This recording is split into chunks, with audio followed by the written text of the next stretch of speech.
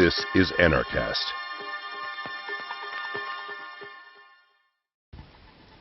Hey everybody, welcome to another edition of Anarchast. I'm Jeff Berwick. This is your home for anarchy on the internet. We have John Kosanke out of Flat Rock, North Carolina, and he's the author of Instead of Politics. How are you doing, John? I'm doing good. How are you? I'm doing fine, thank you. And you know the first question I'm going to ask you, it's a formula. How did you become an anarchist? All right. Well, my battle against the collective began in the heart of the church, actually.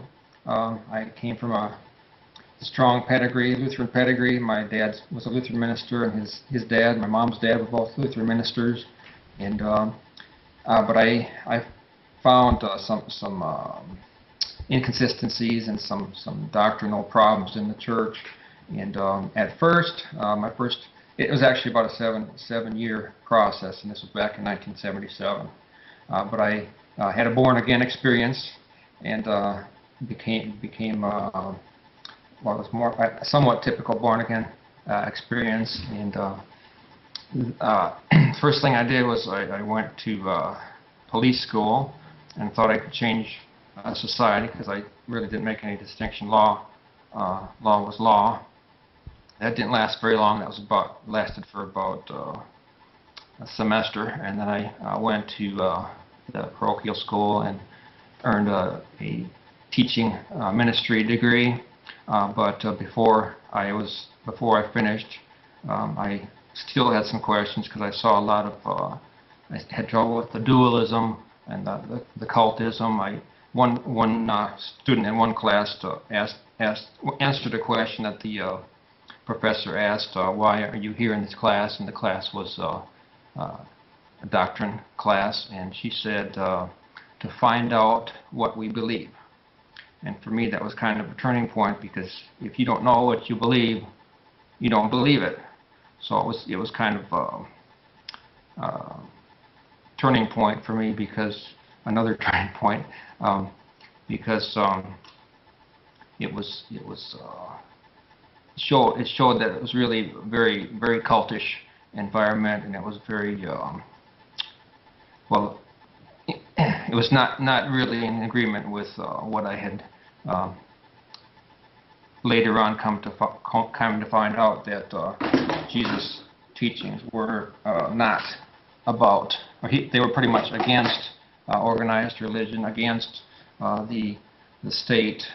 And eventually I came to find out that libertarianism was very much in agreement with the true teachings of Jesus.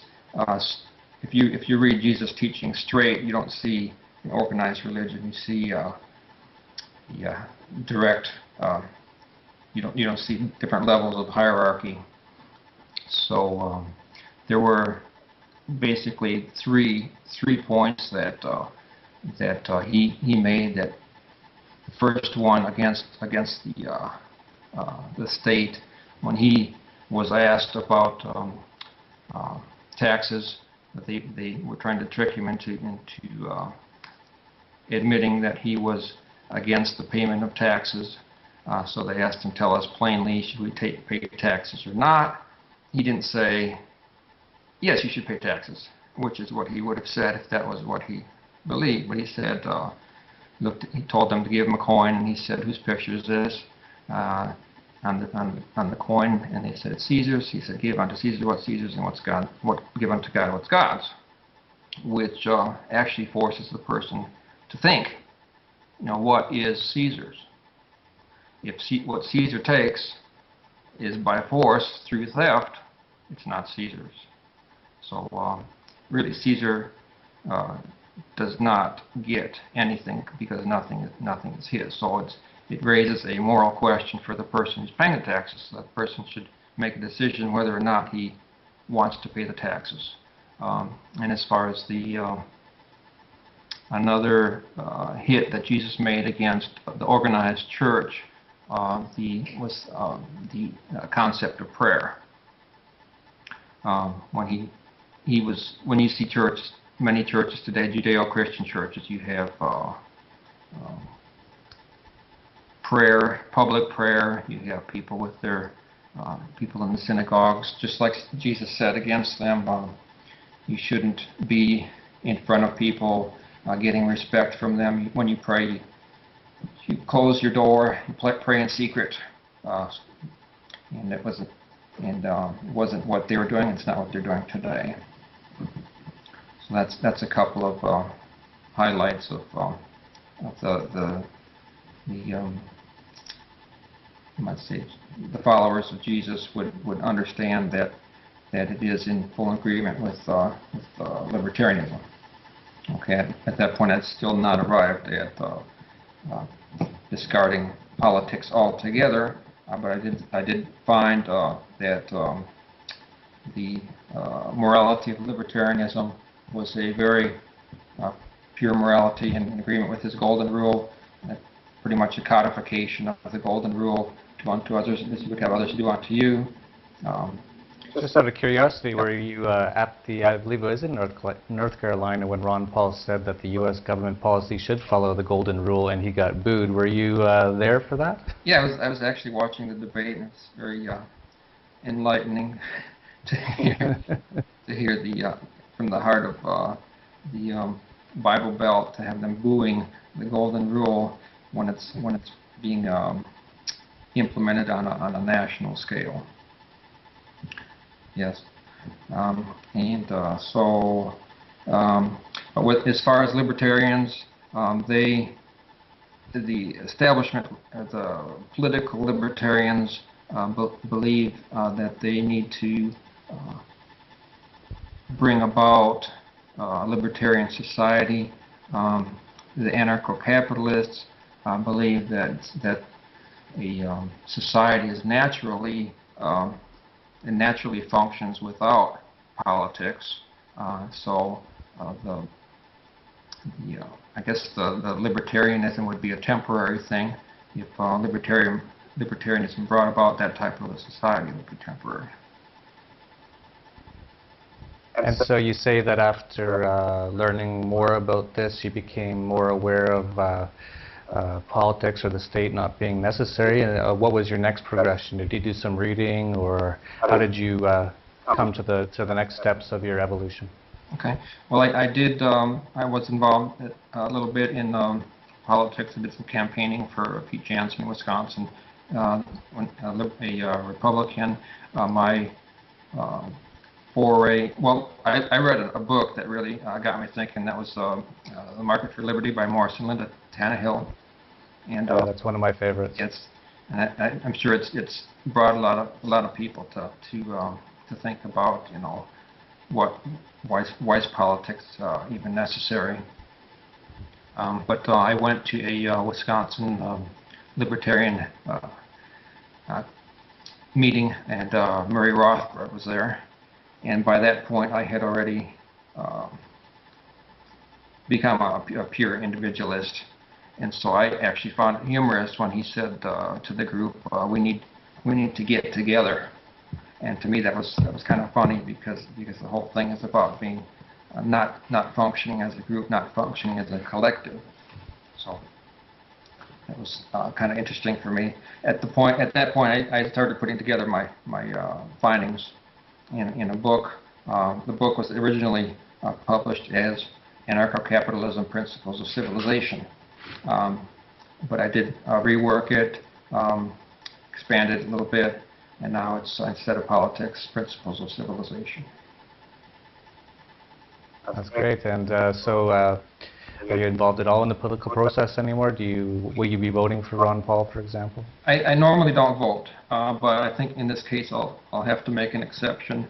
When I see that Ron Paul has a picture of Murray Rothbard on his wall, and when I look at the Nolan chart, when it plots the votes of the different candidates, and it puts Ron Paul in the top of the libertarian quadrant, in the very apex almost of libertarian quadrant, above the Libertarian Party, I have to think, this guy probably be all right. So, what are some of the thoughts in your book? I guess you talk about things like how a society would function without government. Is that one of the things you talk about? Yeah, the first part of the book tells how the marketplace governs. The marketplace is a form of government. I know a lot of libertarians tend to say that they're against government. Well, the libertarians and the anarcho-capitalists know what they're talking about, but an outsider listening to that will say, you need government. You need something to govern. Well, we do, if you look at it that way, it's not getting rid of government, but it's working with natural government, which is the laws of the marketplace. The marketplace is the best governor. The marketplace governs through every service that can be provided that has any type of a value is best provided through the marketplace, including law and defense. If it doesn't have any value, it doesn't deserve to be provided by anybody. So if it has a value, the market's going to provide it. The higher the value, the more profit is going to be involved in the industry, and the more attractive it'd be for people to come into that industry and provide that good or service. Yeah, and well, since you're a bit of an expert on the topic, why don't we ask you some of the questions that we often get asked as anarchists. So how, for example, would criminals be dealt with in an anarchist society? Okay, criminal is an interesting word because there's crime. The very idea of crime is a law against. It started as a law against the king, or a crime against the king, offense against the king, against the state, or against society. A real offense has to occur against a sovereign individual. If someone steals something from someone, tort law, which is a natural form of law, deals with that. The aggressor is treated as an aggressor, and the victim has a right to a restitution compensation. You have contract law, which is natural written law, and it's also between sovereign individuals, sovereign businesses that don't need a politician or some politician to come in and say, well, this is the way you're supposed to do it. Those two come to an agreement, and they operate fine without any problem. And to play devil's advocate, what if the person who has committed an offense, and I agree with you 100% that most crimes today are not crimes at all, but an actual real offense against another person, what if that person doesn't want to basically come to some sort of agreement or to adhere to or to pay restitution for what they've done? Well, naturally, people, if you see a thief in a store or something, your natural instinct is to go after that thief, to take back the good, whatever, tackle them, whatever is necessary to resolve the crisis. Same with murder. A lot of times it's the legal system that interferes with that process, and you get thieves who go into stores and walk pretty much essentially can walk out of the store with the product on their shoulder and wave goodbye, and nobody does anything about it.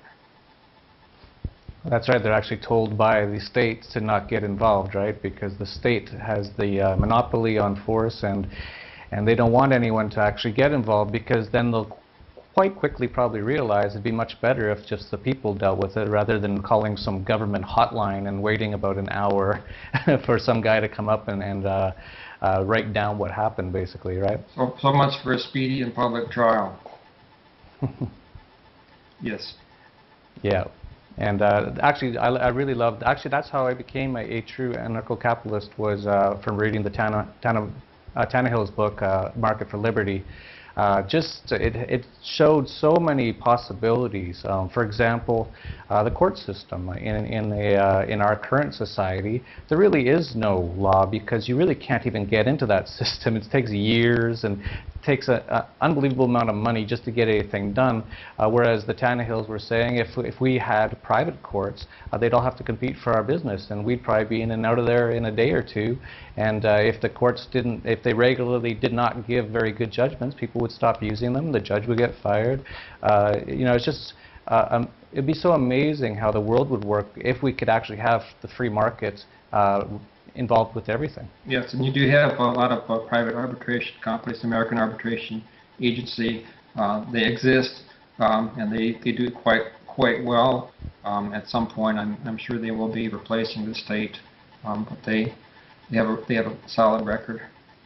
That's a question I have, is why haven't they been more popular? Is it just because you have to pay them, whereas with the state courts, if you're, for example, if you take someone to court, you don't necessarily have to pay right away? Is that the main advantage, is that it's so-called free for the state, whereas you have to pay for these arbiters? Yeah, well, they are very popular, actually, but when it comes to crime, they're not allowed. The states do not allow them to participate in that. They can only participate by law in certain types of industries and in certain types of contracts. Oh, I see. I understand now. Yeah, that's interesting. Another question for you: how would poor people be dealt with in an anarchic society? Well, much better than they are now. You have right now many charitable organizations that take care of these type of things, and charitable organizations have a tendency to actually resolve the problem, teach poor people how to work, how to raise crops, that type of thing. And if you sponsor a poor person, a lot of times they will provide a picture and a history, and you get personally involved in the people that are being supported. In contrast, you have the state supposedly providing this service. You have a tendency for the tax money, which has been confiscated, of course, stolen, going to dictators and never trickling down to the people who could really use it. Yeah, one thing I say as well when people ask me that question is there wouldn't be that many poor people in a true free market society. Of course, there's always going to be lesser wealthy people, but true poor people like we have today, you know, these people have been mostly created by the state. You know, I was so lucky when I was younger that I wasn't on welfare. If I was on welfare, I would have never had to learn any skills. I would have been very happy just to stay at home and play Xbox or whatever it was at the time. In television, I'm getting a little old. I'm dating myself here. And you know, eat pizza all day, and I would have if someone would have just given me a check every couple of weeks, and that's what happens. These welfare systems actually destroy people, and it's just terrible what they do to people. And in a free market system, people wouldn't have that, and so they'd have to figure out some way. And actually, I live here in Mexico, and it's funny getting some Americans coming down here who are so used to the state. Americans, you know, they say they're the land of the free, but they're actually one of the most statist countries on earth right now. And people will say, hey, look at that guy, he's selling gum, that's terrible, they should have welfare. And you know, it's like, well, he's selling gum, and you know, he's actually doing okay. And I'll bet he's not even homeless. There's hardly any homeless in Mexico because there's no regulation on what your house can be. So people live in shacks, but they're generally happy and they're generally productive. Very small, you know, they're just basically subsisting. But that's so much better than welfare, where you just get, especially in the U.S. now, generations and generations of people who go on these things, and by the end of it, no one even knows how to do anything anymore. They're completely unproductive people at that point. Absolutely, and it applies to this. I was to Mexico, and I lived there for a couple of years myself, and you can start a business there on the street. You can set up a cart and make some tacos. That type of thing, with very minimal interference, and you can start from very, very small, and you know, put your business inside of a restaurant, and it doesn't. You don't have to go in deep in debt with the banks, and you don't have regulations that are, you know, causing your business to fall. So it's a different environment there. Yeah, it's amazing. Like, and there's this one nightclub I go to. I don't know how many people work there. They don't actually work for the nightclub, but they're just, selling stuff inside the nightclub. And the nightclub doesn't mind. They're offering services that in some cases people want. Someone's selling cigars, someone's selling gum. One guy walks around with these little electric things and gives you a shock, and you can show how strong you are by holding on to it. And that's what he does. Like, that's his actual career. He's been doing it. I've seen him now for 10 years, and you just can't even do that in the U.S. anymore. It's almost like they're trying to destroy everything in the U.S. right now. Like, even what you've heard with people starting up lemonade stands. The cops show up in 2 seconds, show me your documents. These are like 10-year-old little girls. It almost makes me wonder if they're trying to destroy the U.S. on purpose, or what's your thoughts on that? Yeah, it's cronyism, which we're pretty much taught to believe is the same as capitalism. But cronyism is when you have businesses, big businesses that are protecting themselves through these laws that make it much more difficult for their competitors to start their businesses. They're much more organized, and so they can do well. And they got their lawyers, and they got their accountants, keeping everything tidy. But it becomes, the more laws that they add to it, the more difficult it is for startups, and it's that way they monopolize the businesses, not fully, but in some cases fully monopolize the businesses by making it practically impossible to compete against them. Yep, it's just amazing what's going on there right now. So, do you see any hope for what's your prediction or what's your projection for what's going to happen in the U.S. in the next few years? Any chance we'll have free markets in the U.S. Ever again? It's hard to say. It's hard to make predictions, but I'm seeing. I think Dr. Paul has put libertarianism on the map, and he's making it much more visible, which is good. And it's getting a lot of people to scratch their heads and think about it and saying, wait a minute, what's going on here? What have we been dealing with? Why do we need the politicians to run everything? Why do we need a nanny state? Why do we need a police state? So that's a good thing. I see I see WikiLeaks and that type of thing where you can, if you're privy to some information that you're not supposed to have, you can report that information invisibly without being exposed. So you're going to see a lot of secrets coming out, a lot of conspiracies coming out, and people are going to be able to see that and make their judgments better. Patrick Friedman is I don't know if you're familiar with him at all. Yes, I am. He began a seasteading movement, and that's going to be another factor. You're going to have a jurisdictional arbitrage where different areas, different industries are going to be able to compete, and the people are going to be able to choose between the types of laws that they deal under. So there's a number of different areas, different focuses. There's a number of different ways that freedom is going to emerge, and I'm confident that it will.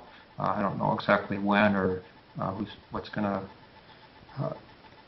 go faster than what else, but it will occur. I have no doubt. People in the future are going to scratch their heads, and they're going to look back at us and say, "What were they thinking?" Oh, I totally agree. It's just unbelievable what's going on, and I also agree that the internet's a big part of the hope for the future. I think without the internet, we'd probably have no chance. I certainly wouldn't have known, hardly any of the stuff I know without the internet, and many others wouldn't as well. And it's so funny. Like, really, the history of humanity is basically enslavement. We've basically been enslaved by kings, and then the church, and then now the governments, and even Jesus, like you said, he was fighting against this stuff 2,000 years ago, 2012 years ago, and we're still fighting for it, and we're actually even losing at this point. But there's pockets of hope, and again, thanks to the internet, I think we have a bit of a chance for at least a few small outbreaks of freedom happening in the world. As long as they don't get a stranglehold on that with their legislation, which they've been trying to do, as long as I see cyber attacks against the politicians right now when they try putting in their new laws that are supposedly against piracy and that type of thing, but they're really for trying to control the internet, or at least have a type of a back door where they can come in if there's some kind of a reason or some point at which they can benefit from getting in there and again monopolizing the information, monopolizing information. If you have a bottleneck of information, you have much more opportunity for them to control what exactly is taught and learned and what's known. So when you have, for example, like the Federal Communications Commission controlling the stations and limiting the number of bandwidths that can be used, that way they're limiting competition and they're preventing, they're monopolizing the information process, and that they are able to pick the presidents that they want and get people to agree to their types of law and legislation, which further enslave them, but they don't realize it. Yeah, I really think the status missed that one. When the internet first came out, that was the first thing I was thinking. Even though I wasn't really an anarchist at that point, I was always kind of libertarian at heart. I really never understood why we'd want governments, but I didn't understand at that point just exactly how evil they were. But I remember thinking, as soon as the internet came out, I said, this is probably going to be the end of all real wars in the future. And we really haven't had a real war since. Like Iraq was an occupation. Afghanistan's an occupation, Libya was a bombing. I don't think we're going to have any more real wars thanks to the internet, because people can get access to information. You can't really have these wars unless you have a lot of propaganda and a lot of one side trying to make the other side sound really evil. But if they can go onto a chat board and talk, they'll pretty much find out they're basically the same kind of people who live under oppressive government and that sort of thing. So there is a lot of hope thanks to the internet. So if you're out there watching this, remember that this is our last chance for freedom, is the internet. This is the last free place on earth. And if we lose this, we really have no hope. So fight against all those PIPAs and SOPAs and ACTAs and everything they try to do. If even a politician says he wants to do anything to limit anything on the internet, get him out of there any way you can. And I don't mean kill him, but if that happens, hey, I'm not saying that. But what I mean is don't let these guys do what they want to do on the internet. Stop them any way you can through petitions or whatever you have to do, or protests, anything you have to do. But this is really our last free place on earth. So John, it's been great talking to you. We're running out of time. Is there a place we can point people to get your book, Instead of Politics? Yeah, I'll hold it up here so you can see it. This is the book. Kind of reflection there. Instead of Politics. You can get it on Amazon.com, booksamillion.com, BarnesandNoble.com online, or directly at CreateSpace.com. I do have an affiliate program, so if you'd like to promote the book, you can earn 15%, which is $3 per copy. And that's at click2pay.com. If you're interested in that. All right. Well, thank you very much for being with us today, and perhaps we'll talk again in the future. Thanks for having me. All right. Thank you. And that's all for today. I'm Jeff Berwick. This is Anarchast. Peace, love, and anarchy.